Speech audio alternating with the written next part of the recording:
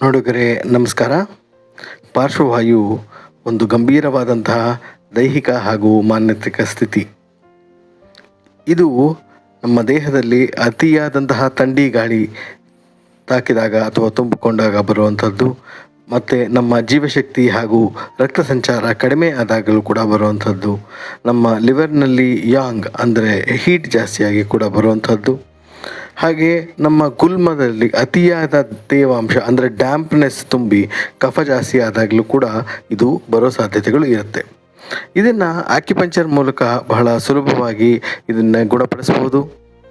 ಇದರಲ್ಲಿ ನಿಮಗೆ ಹೆಚ್ಚಿನ ವಿವರಗಳು ಬೇಕು ಅನ್ನೋದಾದಾಗ ದಯವಿಟ್ಟು 9071153673 ಶ್ರೀಧರ್ ಇವ್ರನ್ನ ಕಾಂಟ್ಯಾಕ್ಟ್ ಮಾಡಿ. Thank you.